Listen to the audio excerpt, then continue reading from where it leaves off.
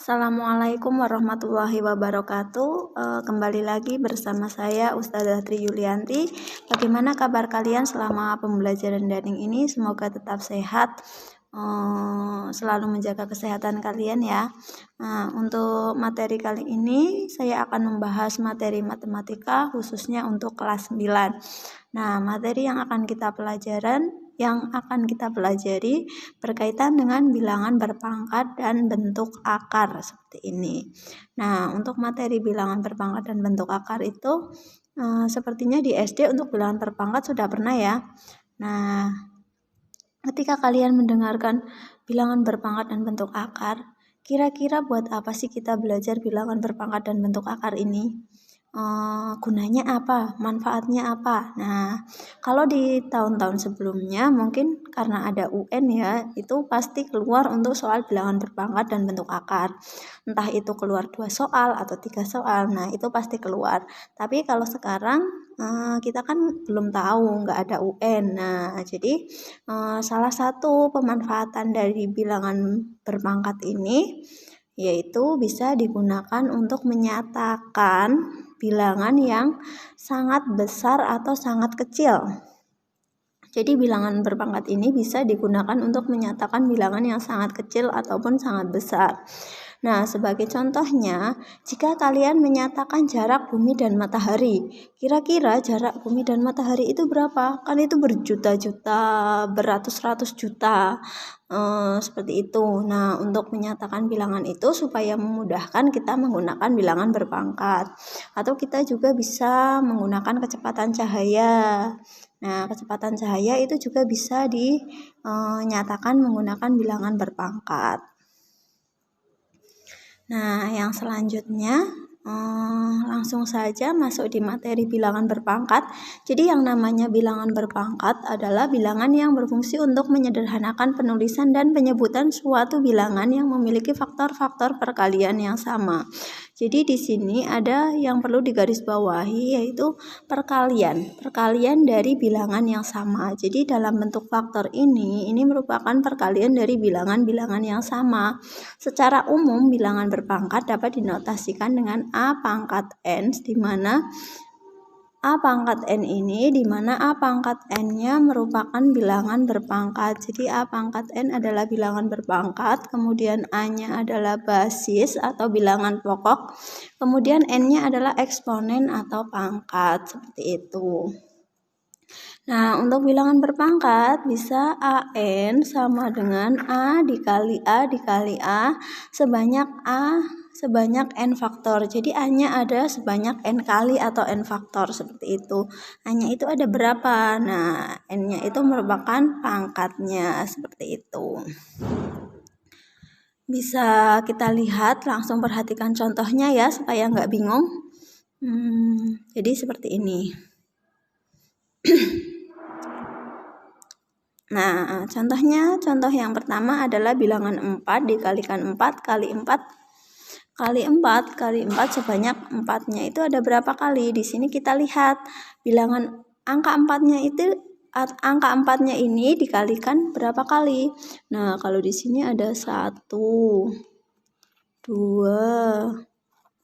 3, 4, 5, 6. Nah, di sini angka 4-nya dikalikan sebanyak 6 kali sehingga bisa kita lihat, kita misalkan A di sini adalah A, 4 di sini adalah A ya. Jadi sedangkan angka 4-nya ini itu ada 6 kali. Nah, sehingga bisa kita lihat untuk bilangan berpangkatnya adalah 4 pangkat 6. Mudah sekali bukan?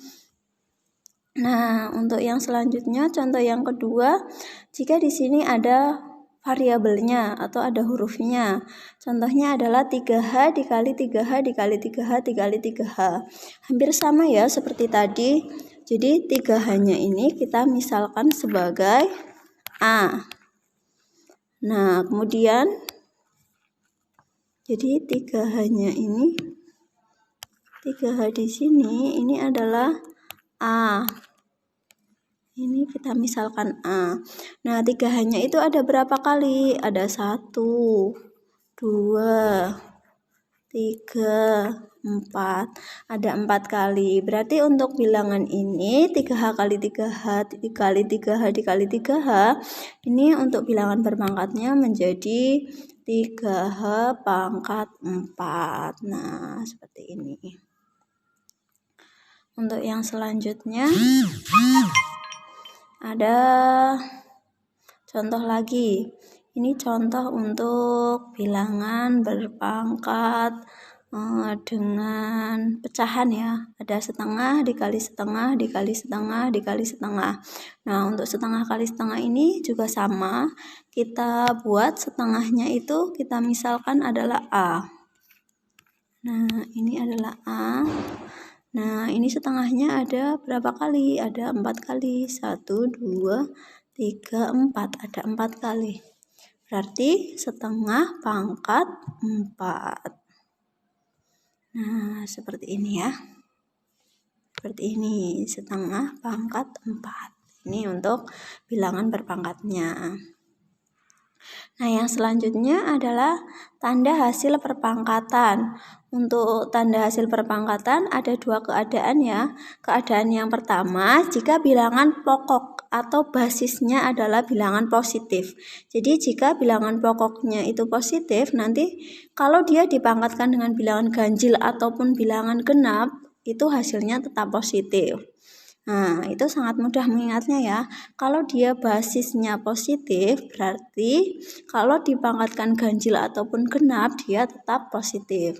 Nah, bisa kita lihat di contoh berikut untuk membandingkannya. Nah, ini ada 2 pangkat 2 dan 3 pangkat 2. Kita lihat 2 pangkat 2. Bisa kita tulis ya. 2 pangkat 2. 2 pangkat 2 itu adalah 2 dikali 2. Nah, 2 kali 2 ini hasilnya adalah 4. 4 adalah bilangan positif. Kemudian kalau 2 pangkat 3, nah 2 dikali 2 dikali 2.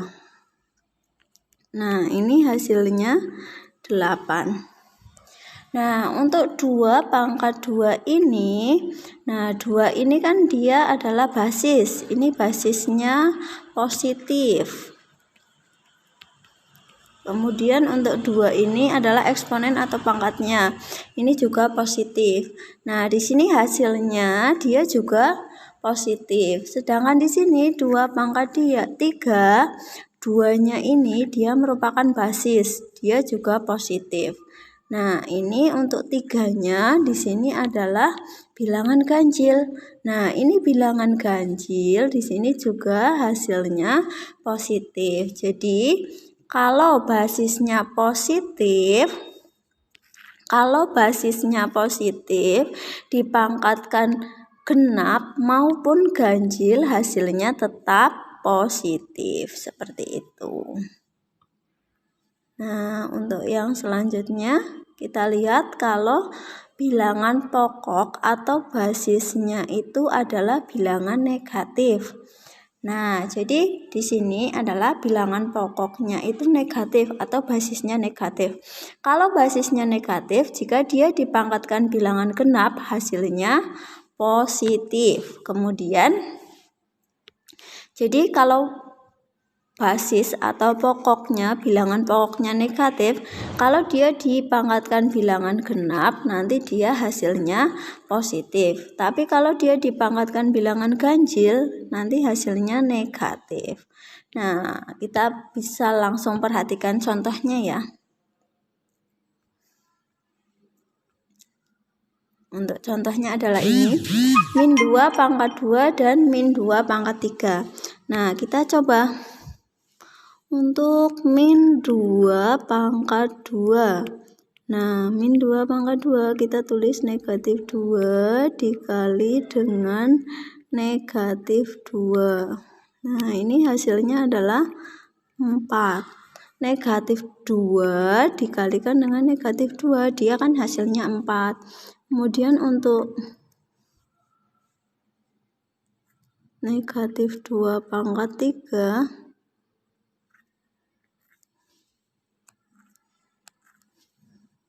itu sama ya, negatif 2 dikali negatif 2 dikali negatif 2.